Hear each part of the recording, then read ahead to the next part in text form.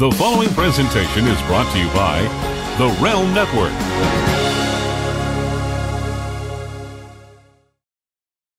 I start listening to this obnoxious, childish, immature, jabroni, Nimrod, loser crowd. Okay, bro? And Jeff, I am telling you this as a fact. The reason why I made a decision not to watch NXT anymore was not because of the indie workers. Bro, I don't mind. Maybe you see a diamond in the rough. You know what I'm saying, bro?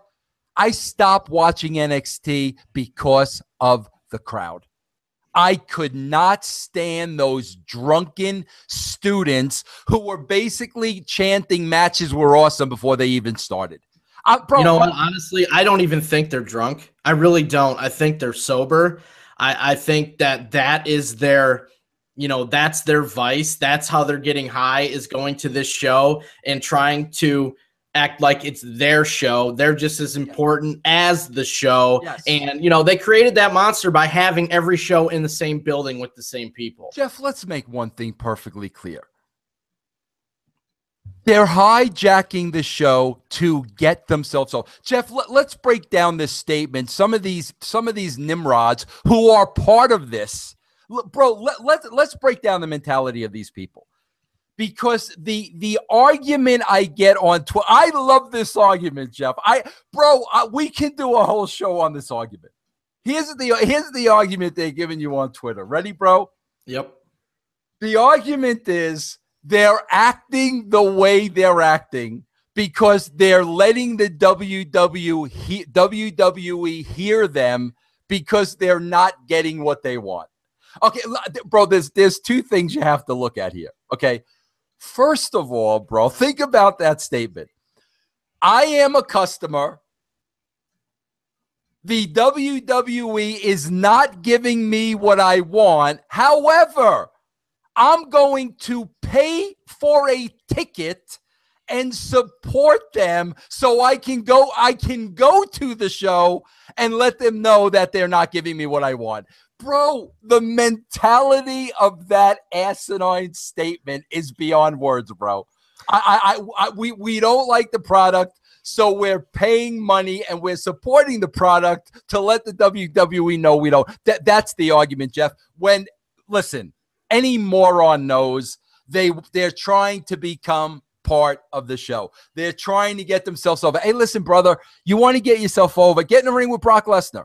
Get in the ring with John Cena. Get in the ring with Roman Reigns and get yourself over. Now, here's the second flaw of that statement, right, bro? They're acting this way because they're sending a statement to the WWE, okay? All right, bro, then what's the argument for last night when you were given an NXT show? It was an NXT show last night, bro. There's no Lesnar, there's no Ambrose, there's no Triple H, there's no John Cena, and you're acting like a bunch of a-holes, bro. Jeff, they were disrespecting the NXT talent. Bro, when Reigns went out there and then it turned into Zayn and Owens, who the beloved Owens and Zayn, who they love, bro, they were starting the ridiculous chants then. Baron Corbin, another NXT guy, bro. That's when the beach ball chants started, with Corbin in the ring, an NXT guy. And last but not least, Charlotte from NXT, bro. I felt so bad for this girl. They might as well have spit in her face and have said, Charlotte, we don't care what you say. We're here to get ourselves over. We don't care if you get over or not. So the fact that, okay, bro, we're paying money to let the WWE know we don't like what they're doing, and then when the WWE freaking caves in and gives you a entire NXT show, you're as obnoxious as ever. Bro, just state the obvious. You go into the shows trying to get yourself over. In the process, you're killing those that you want to get over, and you're killing the wrestling business, bro, because I'm telling you, there isn't a casual wrestling fan on this planet that is going to sit through that show with the obnoxiousness of that freaking immature, childish, stupid, lame crowd. They are killing the business because nobody wants to put up with them. Nobody wants to listen to them. I know you're not the only one that doesn't watch NXT because of the crowd, because I see the reaction on Twitter. So who's going to want to go pay money and take, their friends or their kids or their family or whatever it is to go sit at a Raw and have to listen to that bull crap the entire time where they can't even pay attention to the show? Like, these people are there to get themselves over. They think they're just as important as the show. They're not there to enjoy the show. They're there to hijack the show. They are killing the business. It's absolutely embarrassing. And these are not fans that people should emulate and try to be like. These are garbage human beings, in my opinion. And they are garbage, Jeff, because here's the most important thing. They're disrespecting the talent. That is a total disrespect. Jeff, you know what it's like? I swear to God, Jeff, think about this. I'm not kidding you, bro. Think about this. Bro, you could put this in any scenario. Think about going to a Broadway play. And while the Broadway play is going on, the audience is trying to hijack it. Think about going to a rock concert. And, Bruce Springsteen is ready to get into Born to Run, and the entire audience is going into business for themselves and not even paying attention to the boss. Bro, think about going to a Buffalo Bills game.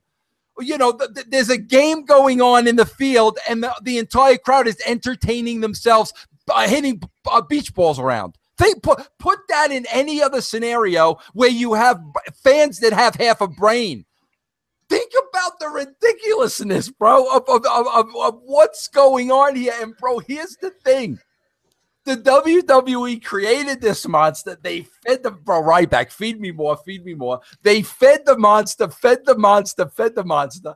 Now they're in a situation where it's total chaos. They don't know how to handle it. They don't know what to do. Bro, what the frig do you respect? And Jeff, here's the thing. You saw this problem coming months ago.